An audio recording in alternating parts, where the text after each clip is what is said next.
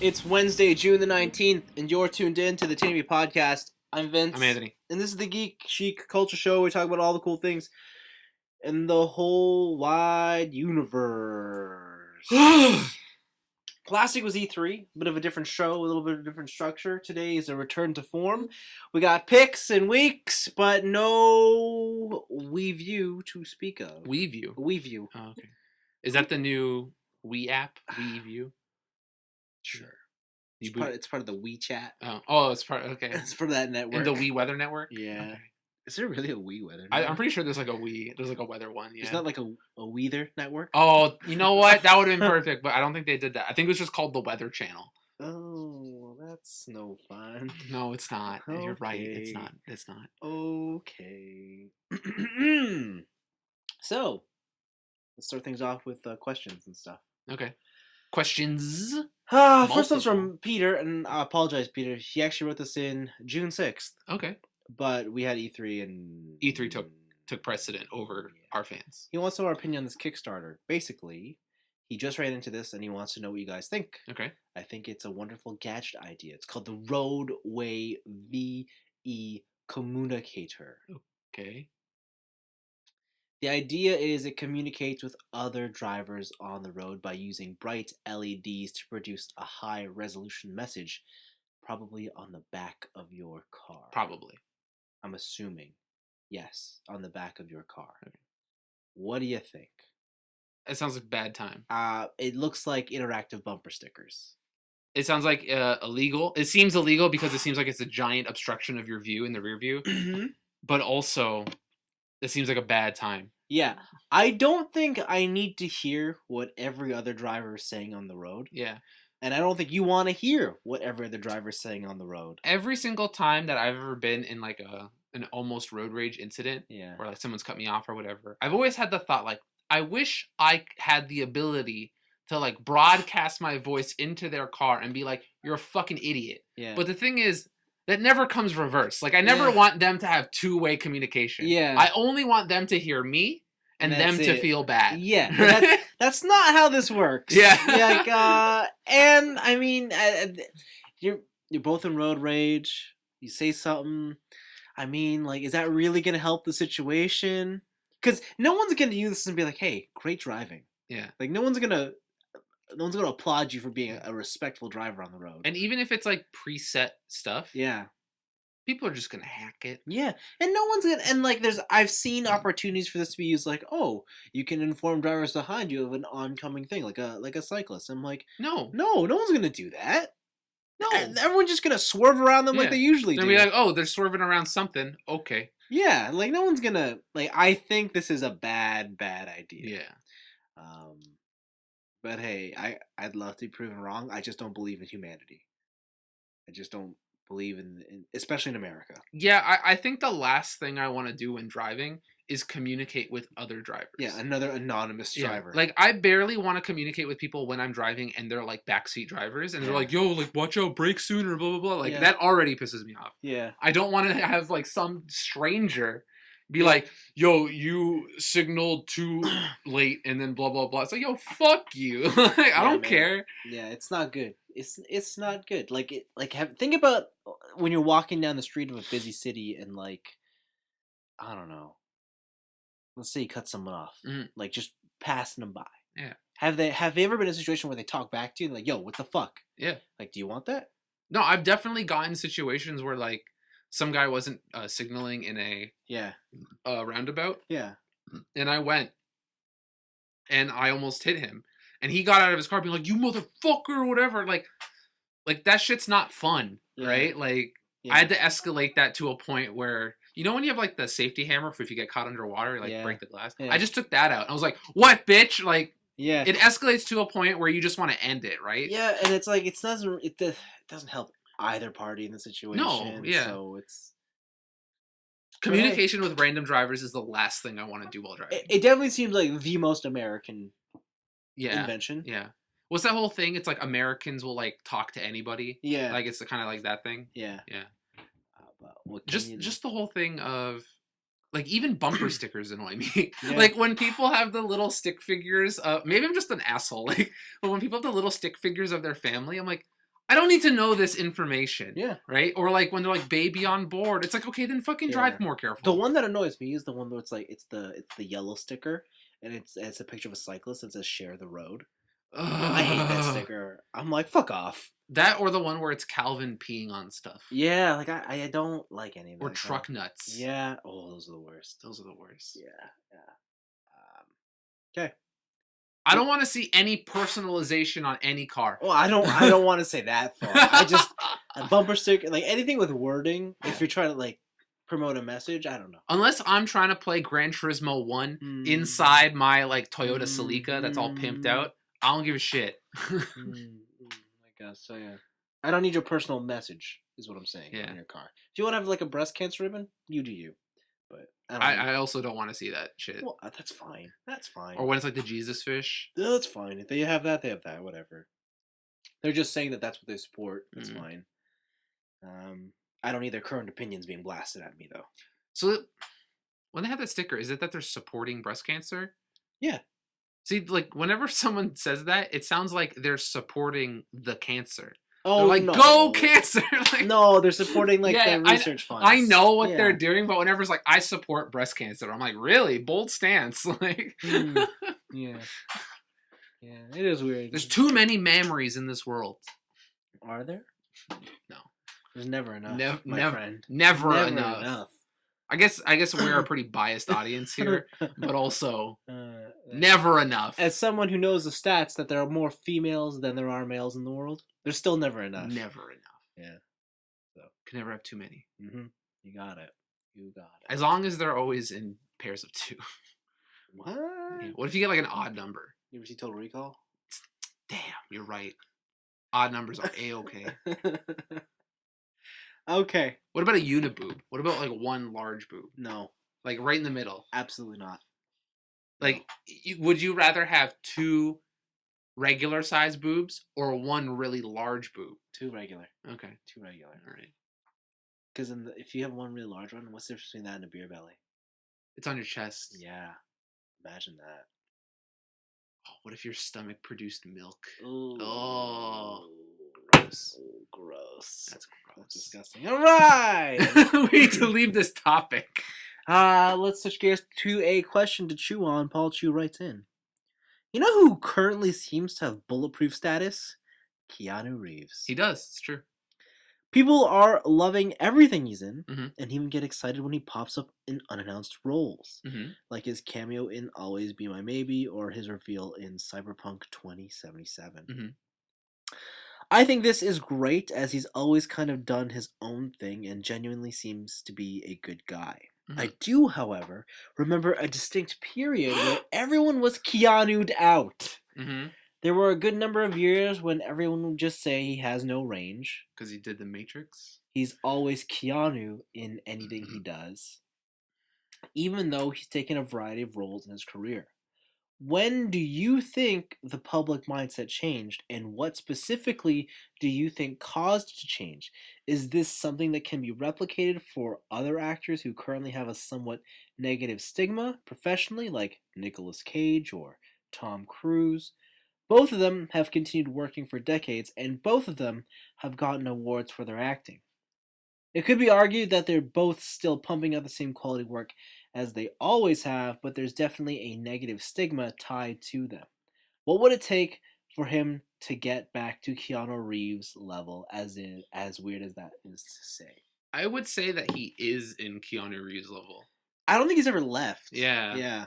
The thing about your thing of like people being Keanu'd out, yeah, is definitely the reason he's gotten back is like a perfect storm of John Wick 1, yeah, memes, yeah, but also the fact that those people who were tired of Keanu Reeves in The Matrix are now old, and they're not the people who are super hyped about Keanu being in Cyberpunk, right? Yeah.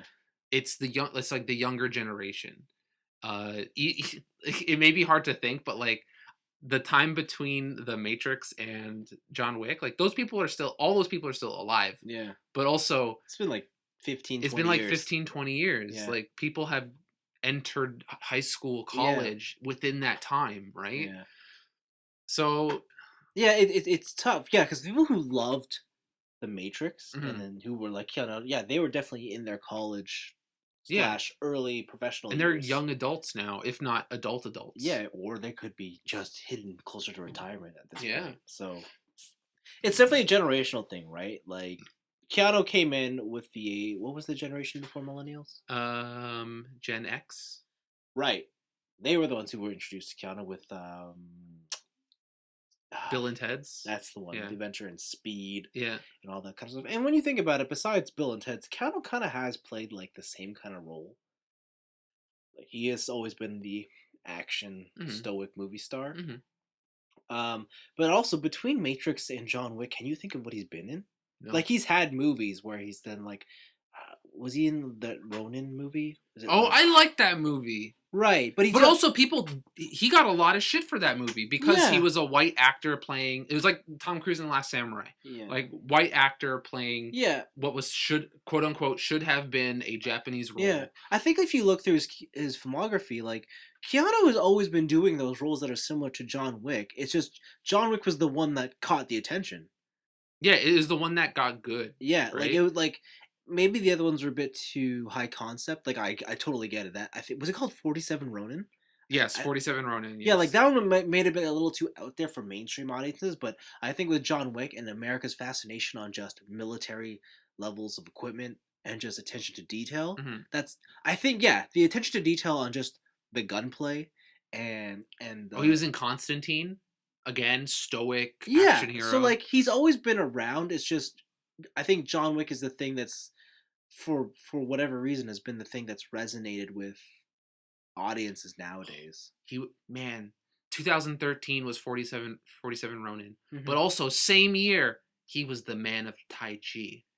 He certainly Not was. only did he master the art of the Bushido, wow, he was also the man of Tai Chi. And then John Wick came out the year after. Yeah. So there you go. Like I don't know about that. Like I think Keanu today definitely has more popularity and untouchable status just because of the things he's in are resonating with everyone. And at the same time, like he's older, and every time you see, like he's still one of the last actors who doesn't have any sort of negative stigma that's been related to him. Like Tom Cruise had that whole Scientology spat, right? Yep.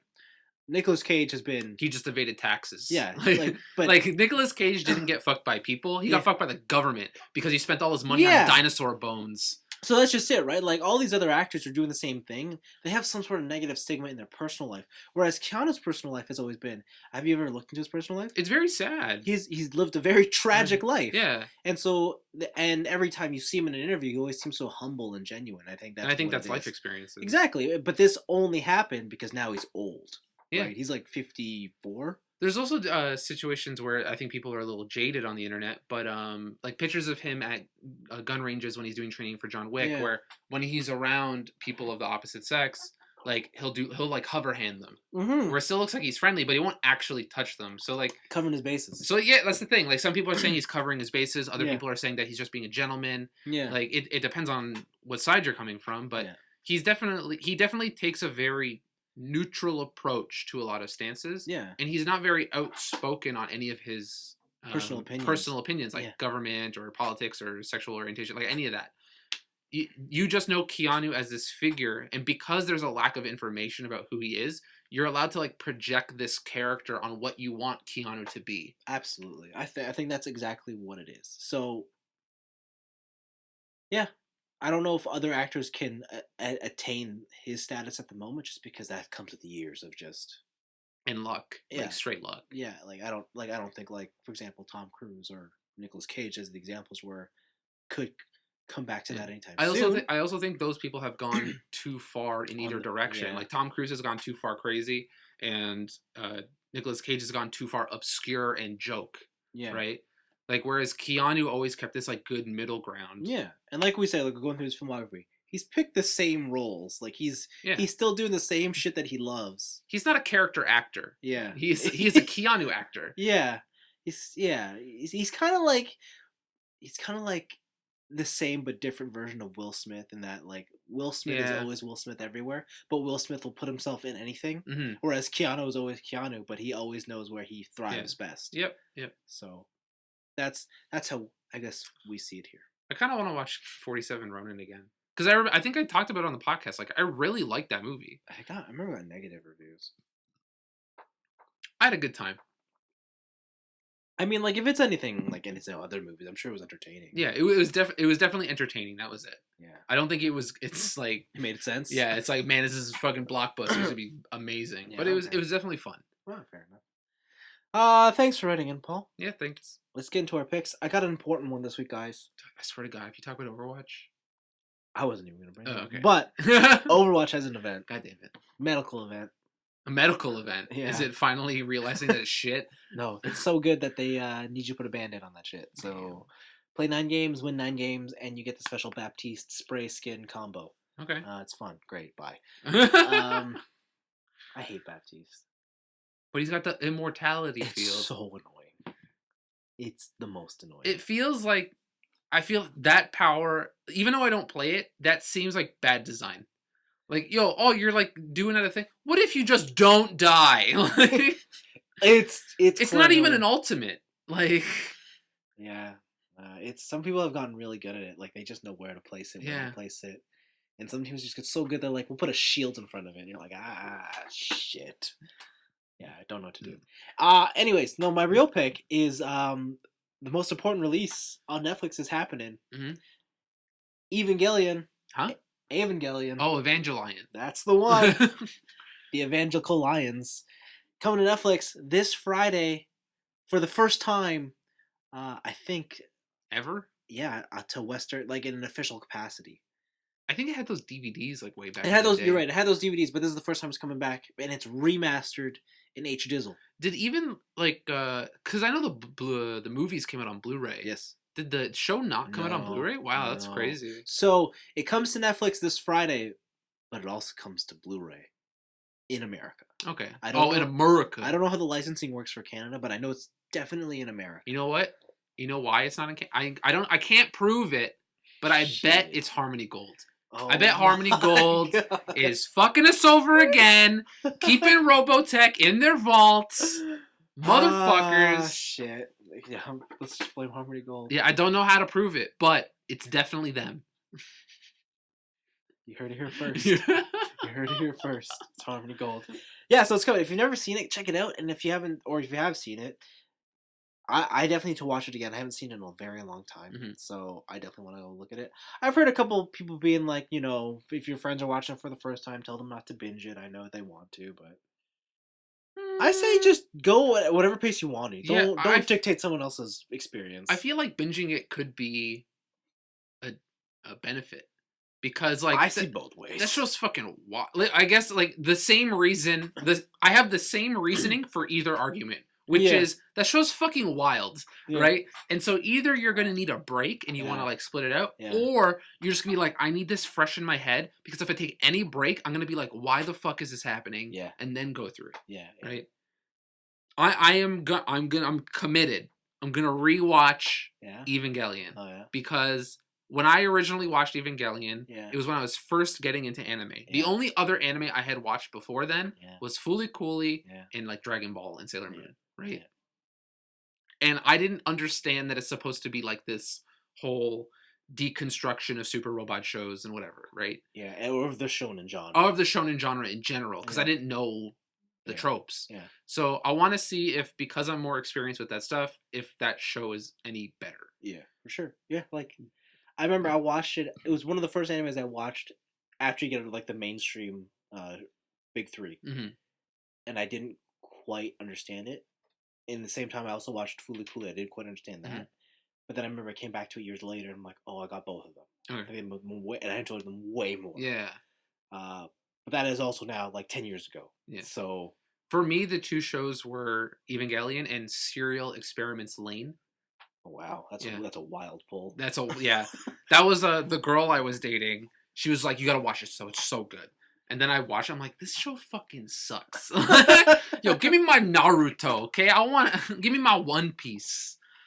Yeah. Wow. So cultured. I know, right? Sorry, One Piece. Oh man. Okay. So yeah, like I'm definitely excited. Like I don't know if I'll give Serial's Experiments Lane another chance because that show's fucking boring. But oh, and Ergo Proxy, that was the other one. I don't think I saw that. It was like the girl in like heavy super goth makeup, and I think she was like a ghost hunter with a shotgun. Oh my goodness. I'm gonna look this up. Okay, well, yeah, that's a thing. Yeah, so Evangelion's this Friday. I urge everyone out there to go check it out. It's Oh that yeah, Ergo, and she had the crazy eyeliner, right? Yeah. The highlighter. Yeah. Yeah. Okay. Yeah. But yeah, I urge everyone if you listen to this, if you haven't seen Evangelion, go watch it. And also, purposefully call it Evangelion to everyone who likes it because they'll get mad. That's so cruel. But yes, do it, please.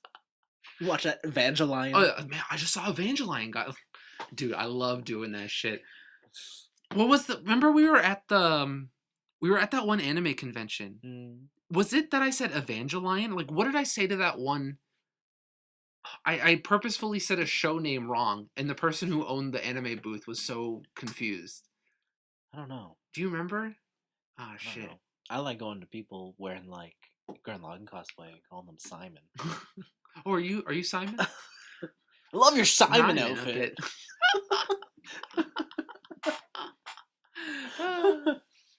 Oh, that's great. Yeah. Man, I want to go to another anime convention and troll people. Yeah, it's fun. Can we do that? Is there a small convention coming up? There's always one. There's always one somewhere. When's Kanji? When's that Guelph? I think that one's in the summer. I think that is July. Is it? I don't know. Right. It's a good question, but it's something we should look into. Okay. But yeah, that was my only pick because that's the only thing I found that was important. Dude, please, there's tons of important shit. Oh, please enlighten me. First off, what could be more important than Evangelion? Tom Holland is in a goodness. very cringy Final Fantasy 14 commercial. Yeah, he is. I don't really want to talk about it. Just watch it. It's fucking weird. It's the weirdest thing I've seen in a long time. Yeah, it's not good. It's not like Japanese commercial level weird because it's not that they're like LOL so random, but it's just like, why? Yeah, it's almost so basic. Yeah, it is pretty basic, especially for a Final Fantasy. Like, it's just weird. It's just weird. Next off, we have some unemployment news, some job cuts. What? Yeah, major job cuts. I'm losing my job? To the Animal Crossing world. Oh. Mr. Rossetti is now jobless. Because the new Animal Crossing has an autosave feature. Oh, so you don't have to talk to him anymore. So you don't have to save your game before you quit. That's almost sad. And you don't have to get yelled at by Mr. Rossetti for not saving your game. Wow. Okay. Automation is stealing jobs, and they have come for Mr. Rossetti first. They've come for the video games. That's kind of cool. To be honest, I saw that and I was like, wow, like technology hit them hard. They're like they're affecting digital characters now. Yeah, it's amazing. That's sad and at the same time awesome. Yeah. Keeping on the Japanese game front, Kotaku had a really great interview with Keita Takahashi, who is the developer or creator of Katamari Damacy, Nobi Nobi Boy, and the upcoming Watam. Yep. He just makes weird ass games, but it was really interesting to talk to him about how he made games when he was in Japan, about Japanese game culture, why he moved to America. It was beautiful. It's a really good interview just to see the insight of kind of the different work cultures of Japanese people and Americans, and even within the same industry. Cool. The next one is Square Enix has some positive news. They want to make their whole back catalog, like all their classics, digitally available. But there's one snag. They lost a lot of the source code. Oh God. So how does it happen? So the thing is like, this is a big thing when talking about games preservation, is that most companies don't have any sort of internal process to archive old projects. Usually, once the project comes out, they're like, fuck it, we don't give a shit. This is basically old news. Shove it in a hard drive somewhere, throw it in a closet. Yeah. Who gives a shit? But now that older games are becoming more popular with remakes, re-releases, remasters, and stuff like that, certain companies are caring more, and Square Enix is one of them. And the rumor has it that that's the reason why the Final Fantasy VIII remake took or the remaster took so long.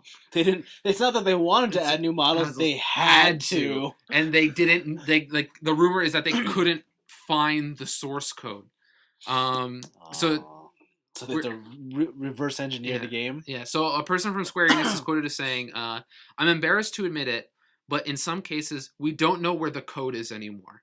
It's very hard to find them sometimes because back in the day, you just made them and then put them out there and you were done. You didn't think about how you were going to sell them down the road. Sometimes customers ask, why haven't you released X game yet? And the truth of the matter is that because we don't know where the game is." Oh, Vagrant Story, I feel for you.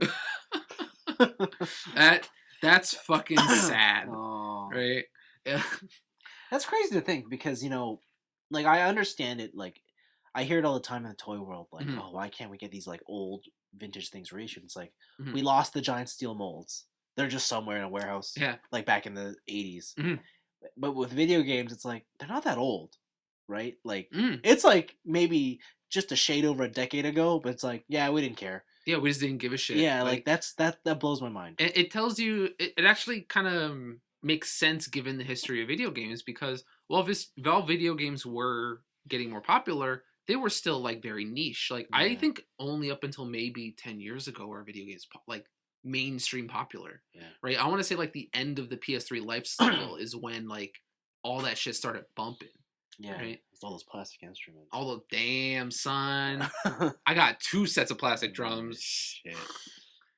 But they don't compete with the instrumentless Just Dance on the Wii.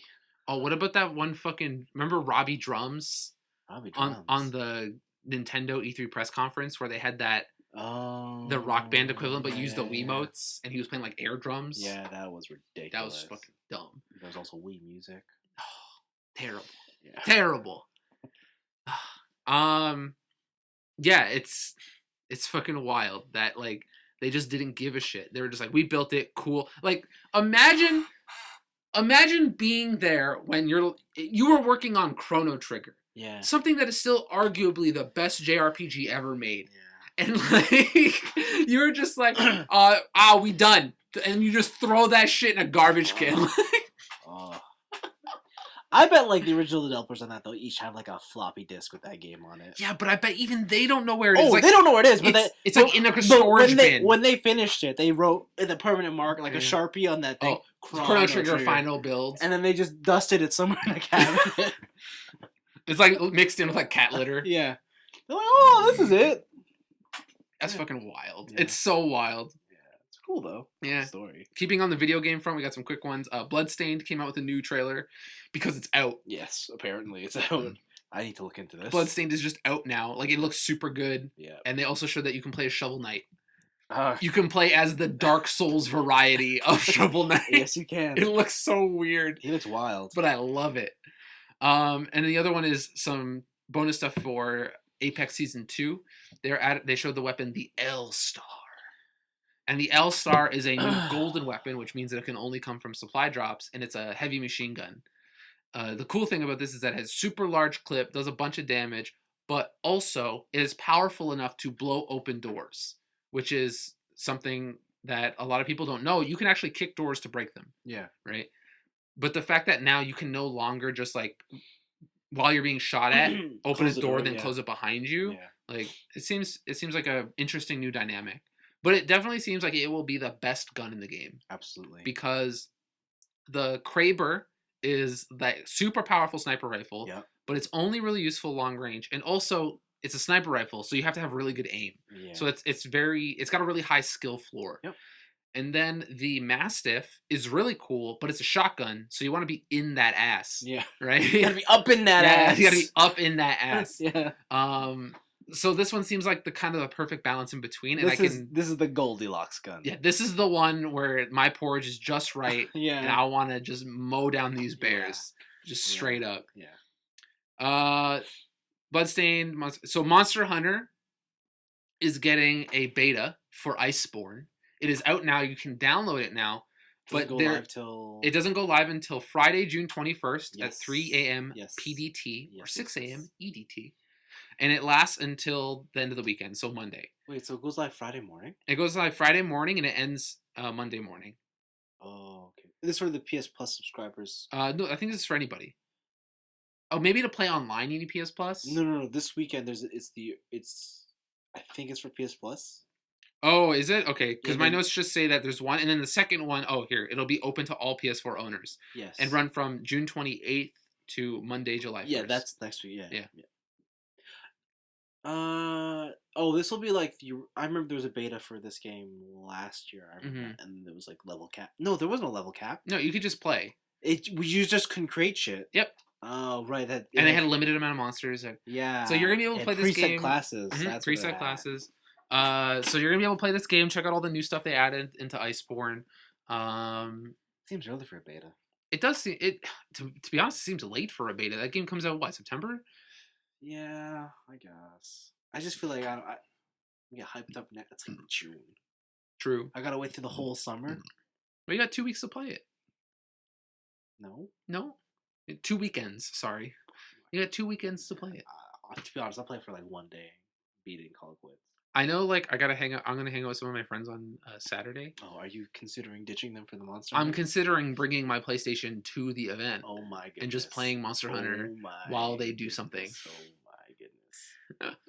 Good for you. My friend almost tried to ditch me for the Stormbringer. Oh, really? Yeah. Wow. Yeah. What an edgelord. It's like, fuck you, man. We're going out for dinner. And then in other Monster Hunter news, the Monster Hunter movie trailer got leaked. Yeah. Dude, there's a Diablos in it. And they're in the desert.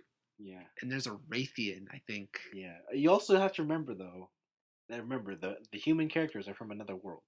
No, one of them is. Oh, the girl? I think Mila Jovovich is. Yeah, she's an army brat. Yeah. But, like, Tony Jaa. Oh, he's a hunter. Yeah, you know what the Jaw stands for in this movie? Tony Jawblade. Because he's got that great sword, baby. Oh, I guess he does, huh? All right.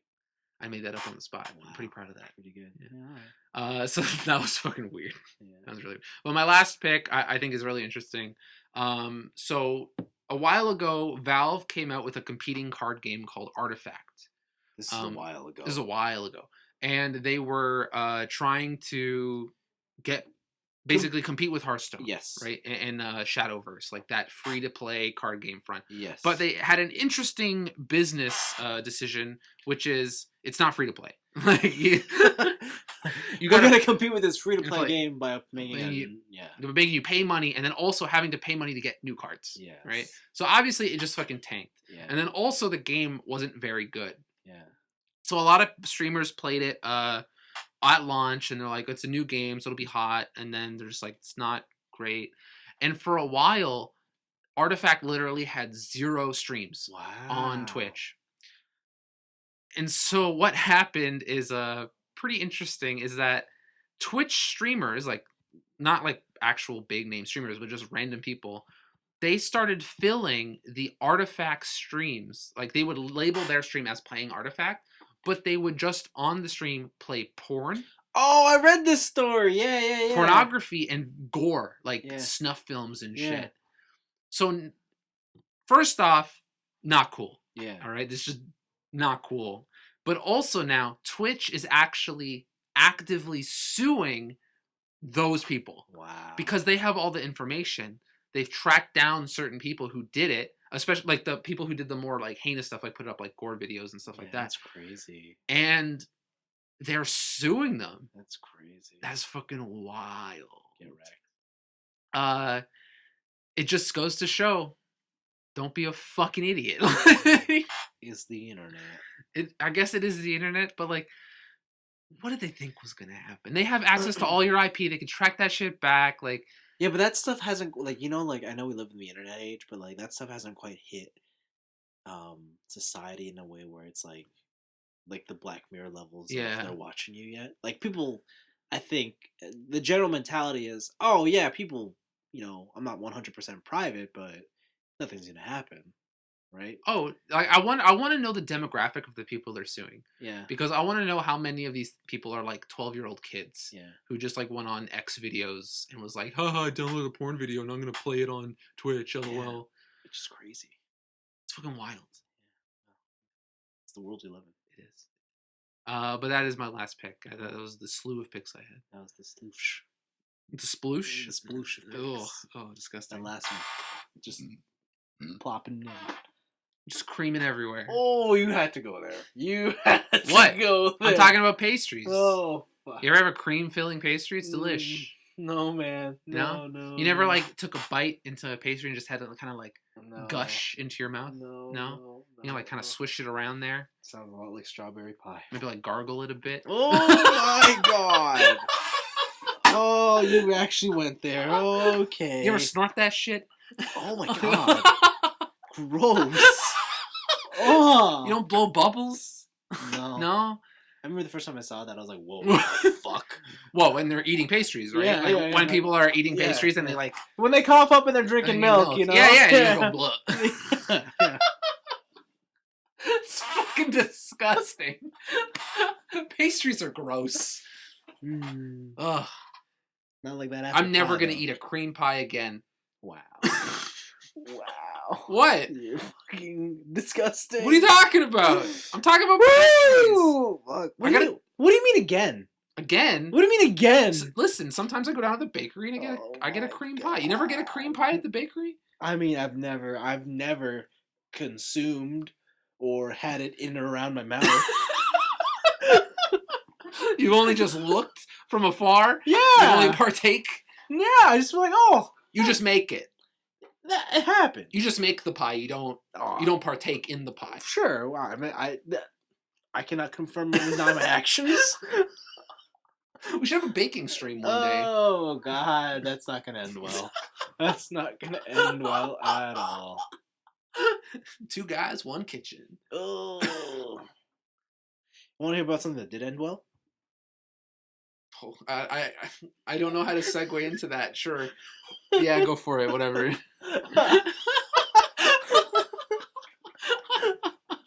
Go. No, it's gonna talk about my week. I watched the movie Always Be My Maybe. Oh, with Keanu Reeves. Yes, with Keanu Reeves. I heard Keanu Reeves is the main character in that movie. He might as well have been. So it is another rom-com, but I guess more significantly, it's an Asian rom-com. Oh, really? Yeah. Is this like the Crazy Rich Asians? Yeah, only they're not rich. Well, I think one of them is. Isn't one of them is, but they. What's her name? Oh, She's a stand-up comedian. Yeah, I know. And she always does this. She always does the stand-up special when she's pregnant. Yeah, did you know that she became like a very popular Halloween costume for a bit? Oh, really? That pregnant. Oh, with like the really tight tiger print. Yeah, that makes sense. And that the dress she wore is now in the National Smithsonian. What? Yeah, that's crazy. Yeah, I think it's beside the dress that Candace Wu wears in Crazy Rich Asians, her Cinderella dress. I prefer the tiger dress. That one's like the context of that dress is great. Ali Wong. Ali Wong, that's it. Her stand-up specials are fantastic. Yeah, they're pretty funny. So this is it's definitely it's a rom-com. Yep. You know, boy meets girl from a young age, fall in love, but they have a falling out, and then they meet again years later. We'll say 10, 15 years later. Might as well be dead. 10 years. They're definitely in different aspects of their life, and let's just say they try it again and stuff happens. Okay. I'm not going to tell you if it's happy or great or fun or sad or whatever. It's a rom-com. Before you talk more about it, yeah, is it better than Crazy Rich Asians? Yes and no. Because I think both of our consensus off of Crazy Rich Asians is that it's great to have representation in a movie, but also the movie's average. I would say it's about the same as Crazy Rich Asians. That sucks. Oh, but probably better because the movie is 100% worth watching for the 2 Keanu Reeves scenes. Okay. Because they are so wild. All right. They are just wild, and you're like, damn, Keanu Reeves. And also, as if you ever like wanted to watch a movie and as an Asian person and you wanted more, let's say, like Crazy Rich Asians had representation, but my main complaint was that it wasn't relatable to the masses, right? This movie is 100% relatable. Okay. In the fact that it's like, oh, we use scissors in the kitchen to cut shit, right? Oh, yo, the Korean power move. Yeah. They do. The girl fucking makes steamed rice and spam. Like, wow. Like, so that's really representative. So it's just like, holy shit, I was just doing that. So yeah, like they really hit all the touchstones of this is what it's like to be like lower middle class Asian in a North American society, and it's really cool to see. Like, cool. It was fun to watch that. It also is definitely it hits upon the story of like people. I guess it would definitely jive more with millennials in the sense that I think our generation is definitely a generation that's a bit let's just say unhurried to grow up to become an adult. Well, I wouldn't say maybe not unhurried, but like maybe like I feel like certain obstacles have been put in their way. Definitely. And like that kind of comes up in the movie, right? Like it's definitely like one of the characters is definitely, still at home. It seems like one of the characters got really lucky within their career, and the other one is still at home. Yeah, exactly. So it definitely is some like I definitely felt like super relatable to that kind of stuff. And it's like, but it's definitely a movie that kind of demonstrates like everyone's moving at their own pace. You mean you couldn't relate to finding a significant other who was secretly a quadrillionaire? No, really? I couldn't. Oh, that's so surprising. Damn, I know, right? I couldn't relate to being like you of all people. I know. Like I just thought all Asians married rich billionaires. I know. I couldn't relate to being like a hot young Asian thing and then just doing it. Oh please, I know you can relate to being a hot young Asian thing. No, not an Asian woman. Oh no, but a man. Yeah, but you'd rather be the woman. True facts. Because Bob's. Man, sometimes I think about if I were a girl, it would not be good. But it's an alright movie. Yeah, I would. I think I would enjoy that. Like, it's hard to say because we're saying it from a guy's aspect. Like, this is like if I Freaky Friday'd into a girl. Yeah, I'd be like, yo let's go. I would be awful. Yeah, but that's a story for another day. Always Be My Maybe. Yeah, it's worth a watch. I think if you're Asian and you want that kind of like representation, I think you'll fucking love this movie. I definitely do. Okay. then you should definitely check it out. As an Asian female woman, yes, I definitely need that representation in my life. The next thing on my list was another Netflix thing. I didn't get around to watching Stranger Things season 2 when it came out on Halloween, but season 3 is coming out in like a week, and so I thought now's the time to check out season 2. I liked it. I would say it's probably just as good as maybe the first season.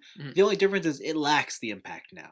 Like, it lacks the surprise. You know what's happening. Yeah, like at this point, you know what the tone, the structure of the show is, and so like a lot of the things that that was great about season 1, they can't replicate here.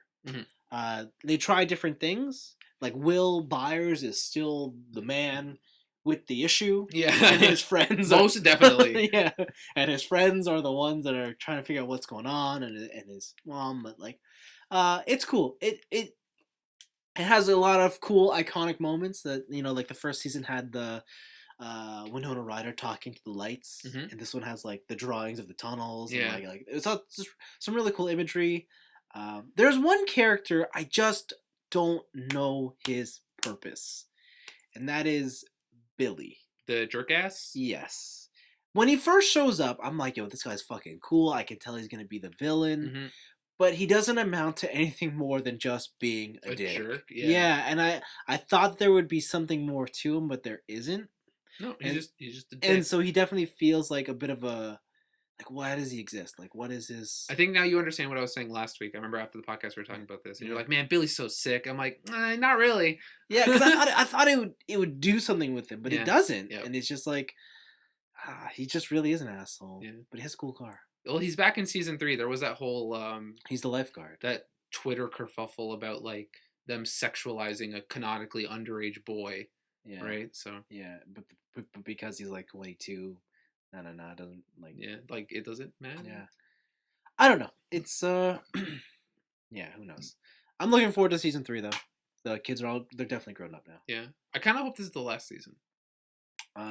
I don't know if they've confirmed anything. I know the kids have said they only want like 1 or 2 more seasons. That's fair. But I would like to see them live out high school. That'd be nice. Yeah. You know. But yeah, this next one seems interesting because I definitely find that kind of stuff more appealing. Where it's like when they're teenagers and they get into like their like the teenager like when your friends stop just being like, oh, fun good times, and it's more like serious, like, we got issues. Yeah, like what was the trailer? It was like the redheaded kid. Yeah. Where he's disappointed in all his friends doing whatever, and it's just like, what, do you think we're gonna play D&D in our basement the whole time? Yeah, like, I love that kind of stuff. Yeah. It's like when you're in between growing up, or like, or sorry, when you're growing up and you're trying to figure out. Yeah, you're trying to figure out yourself. I love that kind of stuff. So, and with this setting in the '80s, I'm super looking forward to it. And then the last thing I did was I meant to watch more anime, but for some reason I just turned on Friends. What? Yeah. Why? Because I hadn't seen Friends since it ended, and so I just turned it on, and then didn't stop. I'm on like episode 17 of season 1. Oh my god! Like, I'm watching it on the train. I'm like watching it like you didn't even pick like, oh, I want to watch like the Smelly no. Cat episode. I went from 1. Damn. Like, I'm at season 1, episode 17 right now. There's a lot of those. Yeah, and it's wild. Like, watching it when you are, now that I'm at the age that cast is supposed to be portraying, but it's also early 90s. It's like, it's so relatable and yet so unrelatable. Oh, you mean you can't relate to the fact that they have this like mansion style fucking apartment that they can successfully split between 2 people in downtown central Manhattan? Yeah. Yeah, I know. It's fucked up. But like it is definitely one of, like, the things that they prioritize and the things that they need to worry about in their life, or the actions or the things they need to do. It's weird because it's like the same mentality that I feel like we go through now, but it's also like we would go about the solutions in totally different ways nowadays. Like, I always, like, your cell phone is probably the most useful thing on your person today. And like, this show 100% proves that. Because there's no cell phones. Yeah, and it's amazing how much extra effort they're doing. I wonder if we could do X, Y, and Z. They're like, but now it's just like, I'm gonna Google it. It's like, we can, but we won't. But no, Friends is it's good. It's Friends though. Like, next you're gonna be telling me you're gonna watch Full House, like, no, or Fuller House. No. It's funny you bring that up because I was hanging out with my cousins. Yeah. And my one cousin is like 9. Yeah. And she's like, hey, have you ever watched Friends? And I'm like, what the fuck? She's like, I've been watching Friends a lot. And I'm like, do you even get it? She's like, yeah, it's so funny, like Phoebe and Rachel. And oh my god. Right?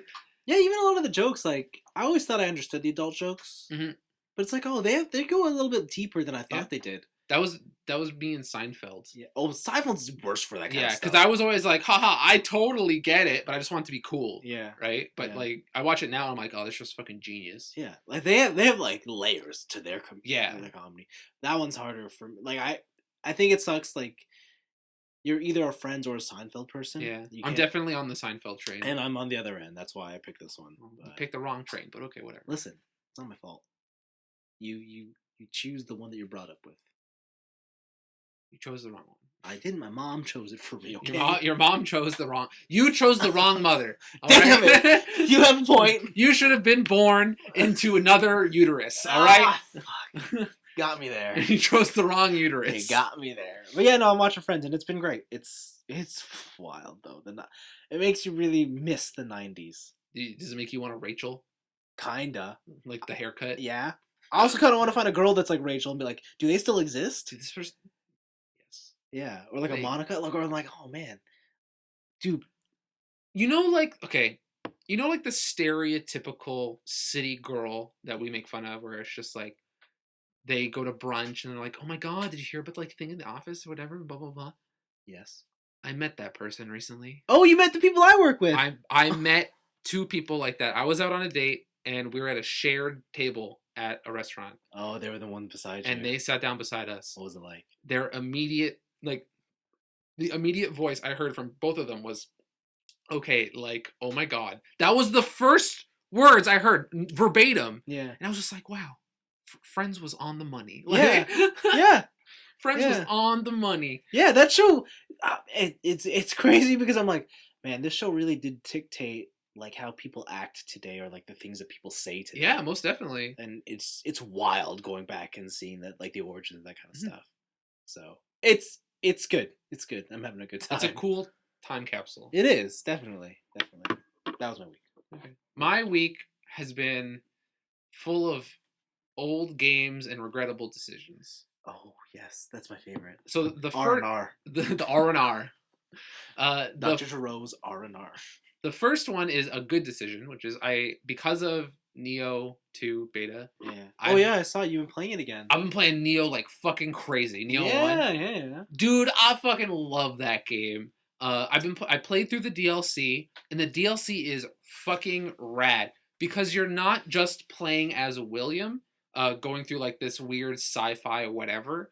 You're actually going through historical battles within Japanese history, but you've kind of like inserted yourself here. Like you're this special guest cameo, where it's like you're hanging out with like Date Masamune, and he's just like, "Oh, you're the legendary Anjin, the foreign samurai. Let me test your mettle," right? And like you battle him, and you battle like all these historical figures throughout Japanese history, and it's really cool.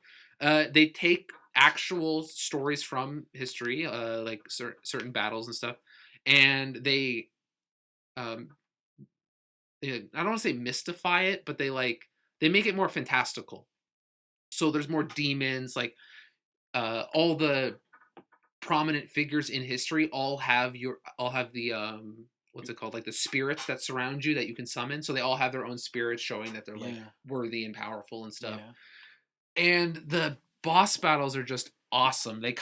They're bordering on the line between, like Sengoku Basara, where like if you play as Date Masamune, he has like fucking 7 swords in each of his fingertips, and he's got a demon eye patch or whatever. They try and go in that direction, but they like kind of hold it in reality. So they're still doing like crazy moves where they like do a slash strike and they warp behind you, or a homeboy that has like a spirit sword and his swords glow or whatever. But it's not as wild as like I'm wielding 2 spears and I'm just like going nuts, like taking out thousands of people. Right. They're still definitely the elite soldiers, but it's kind of pushed back into reality while still being fun and fantastical. The other thing is that the DLC levels are very short. The actual story portions are. But the thing is that the difficulty jump is fucking huge. So I had to go through the game. There's like different difficulty levels. There's Way of the Samurai, Way of the Strong. I think there's maybe something in between, but the end one is Way of the Neo. And that's like the hardest New Game Plus. And I had to get through another playthrough of Way of the Strong in order to level myself enough to do the DLC on the easiest difficulty. Oh wow. Yeah. So it is definitely taken into consideration, like, hey, we brought this out later and you've probably beaten the game a couple times. So they put the difficulty in line with that. And the DLC is the hardest shit in that game, bar none. But it also has the most interesting boss battles. It has really clever level design. There's a couple things in there which are like really, if you remember like Demon Souls and like Dark Souls 1, where there's a couple things where like you die to it because there's literally no way you would have known something like that was going to happen. There's one where you're in a battlefield and you're trying to storm a castle. Does a dragon come and burn you? No. But it might as well be the fucking equivalent, because you hear a whistle coming from the castle and you're like, what the fuck? And then all you hear is, and it's just a bunch of fucking flaming arrows. Oh wow. Decimate the battlefield. Wow. And it's like, oh, I never would have known that, right? And you just get destroyed. And that level's interesting because you gotta hide behind different cover. You gotta hide in like trenches and stuff. It's pretty cool, but it's awesome. The other thing I didn't realize they have is the Abyss, and the Abyss is a special endless dungeon. Oh. So once you've gone through like Way of the Neo, Way of the whatever, and you want the end game, you want to know what's up, you go to the Abyss. The Abyss is a endless floor dungeon where you go through a series of boss battles, but also you have a bunch of detriments to you. So like one of them is you constantly take poison damage while you're in the arena, or your enemy's stamina refills at double rate, or stuff like that. And you can do mini missions to take away those bonus conditions, but it puts you at risk of like not even being able to complete the floor, because maybe they'll put you in like some fucked generated mission that you just die in and you don't even get to go there, right? And it is the only way to get the ultimate level items, which I think are called corrupted. I haven't gotten any because it's really hard, but you have to like take a divine weapon, which is the highest rarity normally, then corrupt it, and then go into the abyss to basically purify it, and then you get like a super powered version of your divine weapon. Yeah, and just getting deeper into that game, getting deeper into builds. I switched my build over from dual swords to the chain and sickle, and it plays completely different. It like put a fresh new spin on combat, even going through the same stuff again. And you can just do a lot of different stuff. Like they added enough. Was it books of reincarnation, so you can like rebuild yourself over and over again. Like that game's great, and I just can't wait for all the improvements of Neo 2. The fact that I can like just load up party members and go out on expeditions for different stuff. Like I'm excited. That game's great. I love that game a lot. It's good. Good to know. It's good. It's the Dark Souls I've always wanted. It's Dark Souls with a good combat system. I see. Right? You don't like just tanking it? No, I kind of got bored of fat rolling everywhere and just like I'm in full Havel's armor. Get fucked. Like yeah. The thing with Neo, it's like the perfect in between of Dark Souls and Sekiro. Where Sekiro is like I am light armor 100% of the time, die in 2 hits, but also I'm super fast and it's all action. And then Dark Souls, I feel a lot of people default to Havel's armor, fat roll, be slow.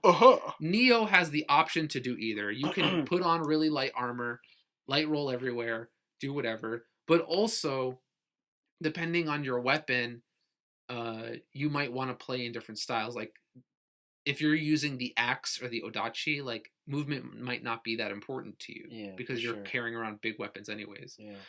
And the switching between different stances and stamina management and stuff like that is never boring. It's really fun to like go from a high attack, then refill your stamina, and then switch to a low attack to counter attack their counter and like do all kinds of stuff like that. It's really fun. Cool.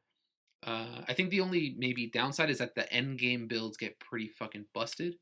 The one I'm seeing right now that seems to be the ultimate one is Quick Draw, where you don't actually use any of the high, lower, medium stances. You use the sheath stance.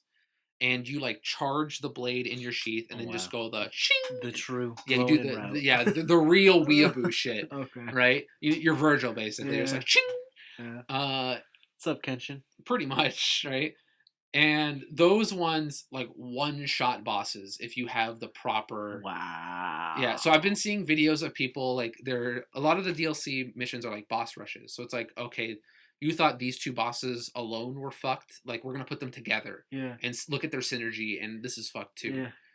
So there's one where you fight all of, like, the legendary samurai that you're facing through the DLC all in a row. So it's 1, 1, 1. And this one guy, what he does is that before he starts, he puts down a ground trap that's like a ninja move.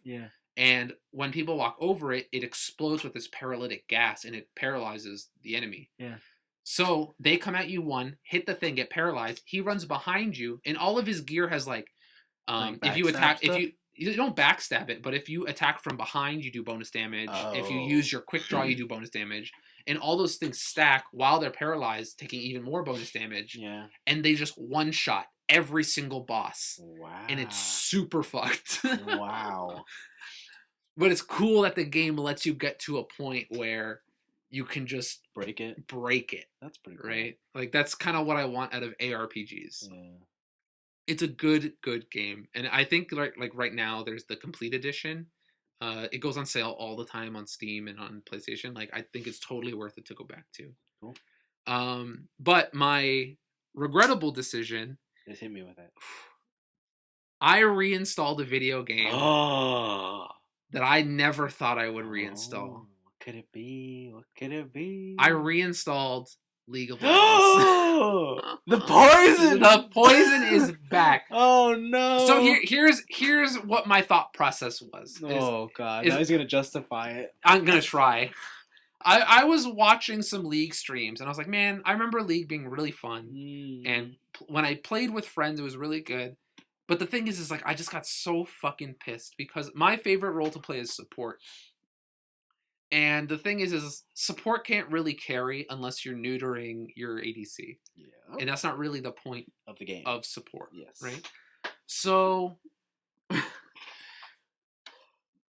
I was playing some fighting games, and I was like, wow, like I'm losing in these fighting games, but I'm also not getting mad like I used to, right? And I'm still like, I want to get better and do all that stuff, but I don't have that same like anger issue, I guess.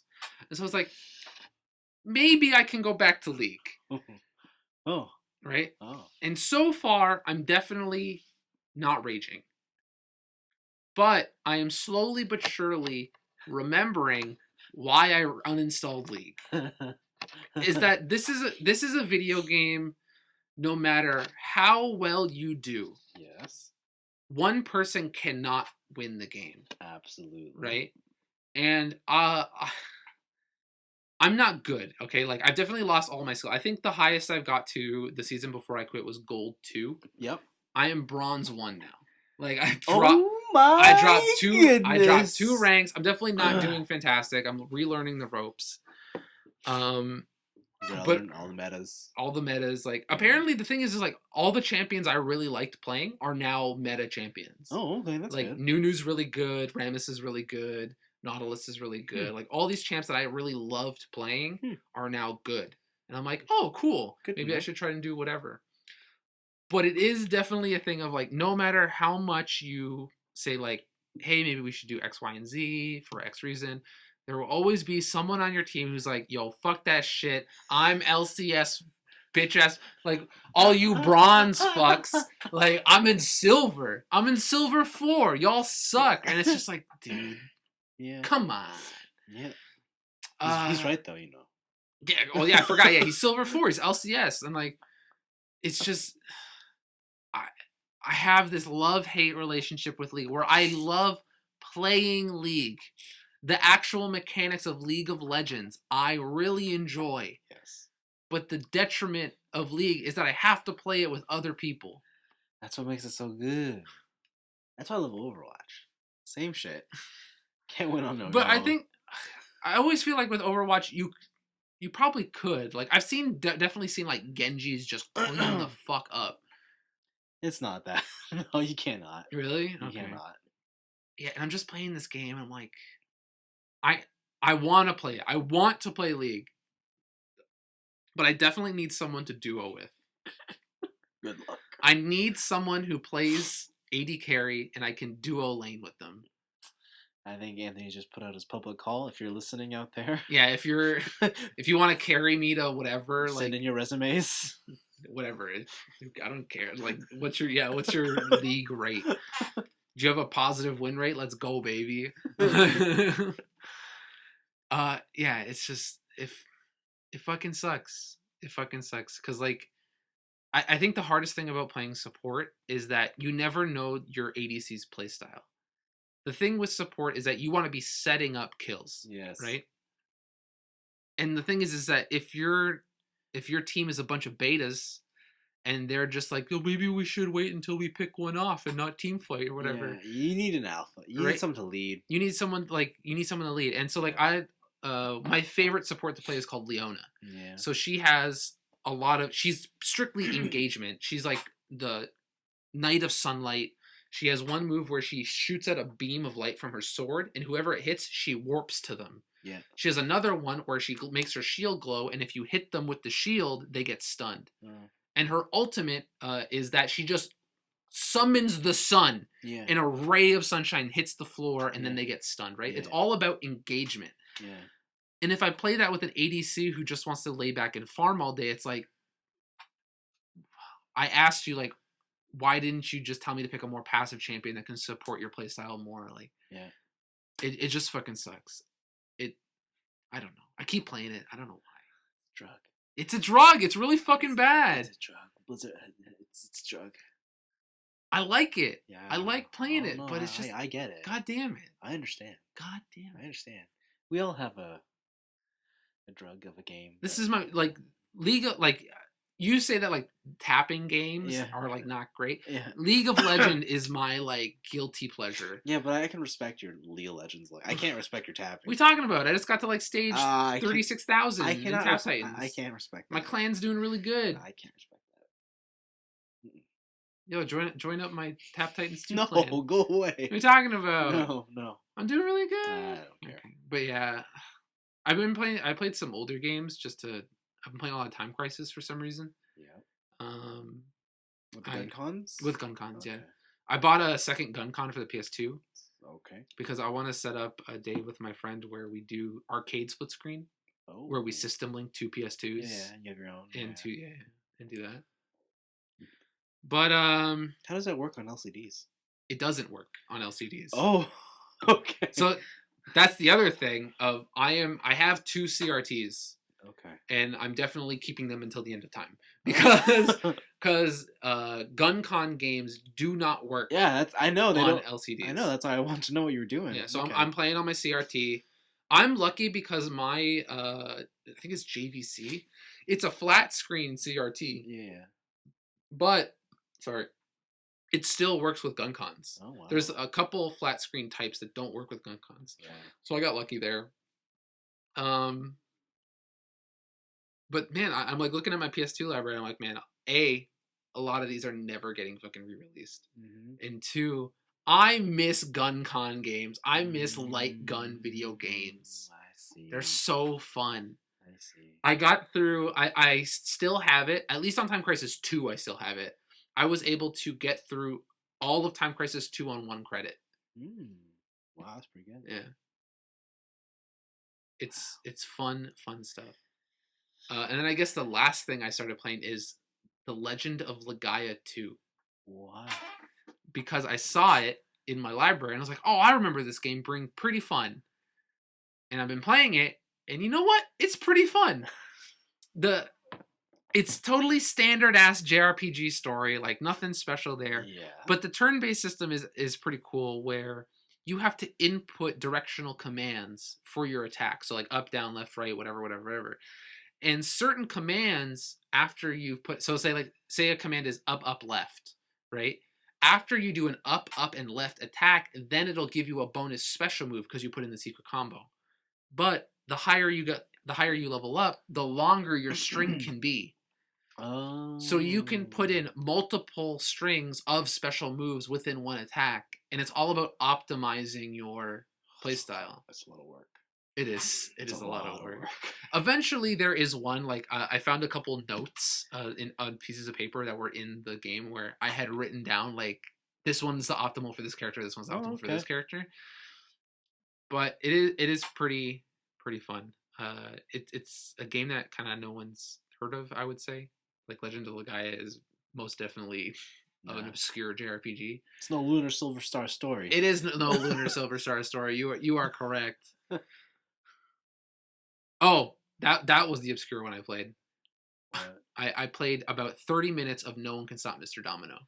Oh, why? Why? Because I bought it. No, I know. For $5. But why? Because, again, I remember liking No One Can Stop Mr. Domino. Then you also like another game that's bad. Is it Mr. Mosquito? Mr. Mosquito's great. What the fuck are you talking about? Okay. Dude, the story in Mr. Mosquito's fantastic. You're a mosquito, and you literally almost drive a family to separation because you're so annoying. Yo, did I ever tell you about Mr. Mosquito 2? Yeah. Exclusively released in Japan. I know. You want your hands on. Oh, dude. I got it. Oh. You can play as an American mosquito. Oh, wow. And the American mosquito is fucking yoked. Like, he's... Oh, really? He's buff. Also, wears an American flag tank top and sunglasses. Wow, how American. Japan's image of America is fantastic. Yeah, wow. Okay. And you like annoy an American family in that one. Well, good to know. Mr. Mosquito, Mad Maestro, man, Fresh Games was killing it. I miss what's Fresh Games up to now? They must be under. They're not making anything. They're probably not making anything. They're dead. Are they? Probably. You're probably right. They got bought and then got killed. Fresh Games. You can't Google Fresh Games. You won't get the developer. Oh, I most definitely did get the developer. Did you really? Yeah. What are they making? Oh, there's still History Games. They were sold to Dude. Steven Smith. Oh wait, no, this is not this. There's another company called Fresh Games. Hold on, Fresh Games PS2. No, if you search that, you're just gonna get some fresh games for the PS2. No, there it is. Fresh Games LLC. Is it? No. Yeah, here it is. They released Mr. Mosquito. Yeah. Ranch Rush. I don't know what that is. Mm-hmm. Cubis 2. Okay.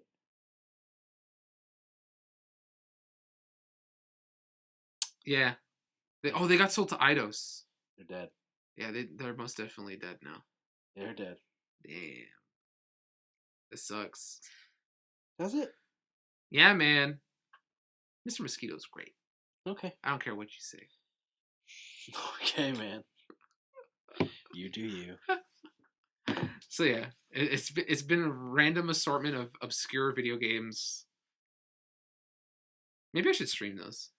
Those sound fun. Sure. Go for it. Let me tell you about Kuma Uta. You ever want to be an Enka singer? Nope. What about a polar bear? No? No. Okay, fine.